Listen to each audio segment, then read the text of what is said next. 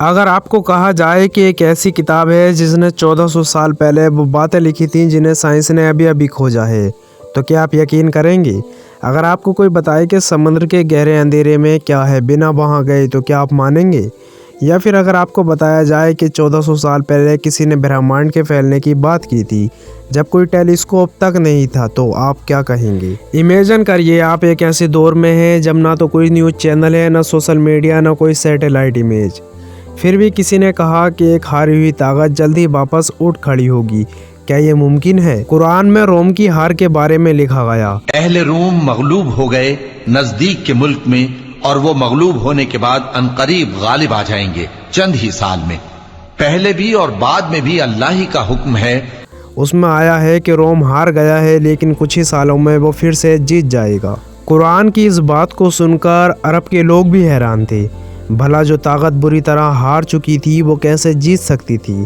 لیکن کچھ ہی سالوں میں دنیا نے وہی دیکھا جو قرآن نے پہلے ہی کہہ دیا تھا۔ اگر آپ کے پاس کوئی لائٹ نہ ہو، کوئی ٹارچ نہ ہو، اور آپ کو ایک ایسے سمندر میں پھینک دیا جائے جس کی گہرائی 200 میٹر سے زیادہ ہو، تو کیا ہوگا؟ آپ کچھ بھی نہیں دیکھ پائیں گے کیونکہ وہاں بس کالا اندھیرا ہوگا۔ لیکن 1400 سال پہلے جب کوئی اسکوبا ڈائیونگ نہیں تھی، جب کوئی آکسیجن ٹینک نہیں تھا، تب یہ کیسے بتایا گیا کہ یا ان کے اعمال کی مثال ایسی ہے جیسے گہرے سمندر میں اندھیرے جس پر لہر چڑھی چلی آتی ہو اور اس کے اوپر اور لہر آ رہی ہو اور اس کے اوپر بادل ہو، غرض اندھیرے ہی اندھیرے ہوں، ایک پر ایک چھایا ہوا، جب اپنا ہاتھ نکالے تو کچھ نہ دیکھ سکے، اور جس کو اللہ روشنی نہ دے اس کو کہیں بھی روشنی نہیں مل سکتی۔ سائنٹسٹ نے جب گہرے سمندر میں ریسرچ کی تو پایا کہ وہاں سچ میں لیئر بائی لیئر اندھیرا ہوتا ہے، ٹھیک ویسے ہی جیسے قرآن نے کہا۔ لیکن سوال یہ ہے کہ یہ بات 1400 سال پہلے کوئی کیسے جان سکتا تھا؟ کیا آپ کو پتا ہے کہ جب آپ رات کو آسمان میں دیکھتے ہیں تو آپ جو کچھ بھی دیکھ رہے ہیں وہ لگاتار بدل رہا ہے؟ ہاں، ہر سیکنڈ پورا یونیورس پھیل رہا ہے۔ لیکن اگر آپ کو بتایا جائے کہ یہ بات 1400 سال پہلے ہی لکھ دی گئی تھی، تو کیا آپ مانیں گے؟ اور آسمان کو ہم ہی نے اپنی قدرت سے بنایا اور ہم کو ہر طرح کی قدرت ہے، اور زمین کو ہم ہی نے بچھایا، تو دیکھو ہم کیا خوب بچھانے والے ہیں، اور ہر چیز کے ہم نے 2 جوڑے بنائے تاکہ تم نصیحت حاصل کرو۔ 1929 میں ایڈمن ہبل نے جب پہلی بار دیکھا کہ یونیورس پھیل رہی ہے تو یہ سائنس کے لیے بڑی کھوج تھی۔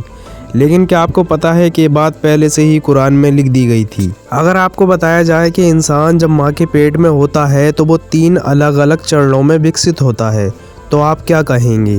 میڈیکل سائنس کہتی ہے کہ یہ بات ہمیں مائکروسکوپ اور ایڈوانس ریسرچ سے پتہ چلی، لیکن 1400 سال پہلے جب کوئی میڈیکل لیب نہیں تھی تب یہ کیسے لکھا گیا؟ سورہ المومنین میں آتا ہے، اور ہم نے انسان کو مٹی کے خلاصے سے پیدا کیا ہے، پھر اس کو ایک مضبوط اور محفوظ جگہ میں نطفہ بنا کر رکھا، پھر ہم نے نطفے کا لوتھڑا بنایا، پھر لوتھڑے کی بوٹی بنائی، پھر بوٹی کی ہڈیاں بنائیں، پھر ہڈیوں پر گوشت پوست چڑھایا، پھر اس کو نئی صورت میں بنا دیا۔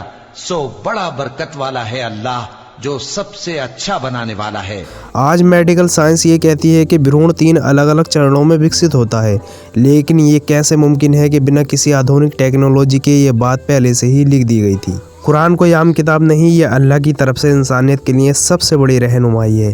اگر سائنس آج اس چیز کو ثابت کر رہی ہے جو قرآن نے 1400 سال پہلے ہی بتا دی تھی، تو کیا ہمیں اس کتاب کو اور گہرائی سے نہیں سمجھنا چاہیے؟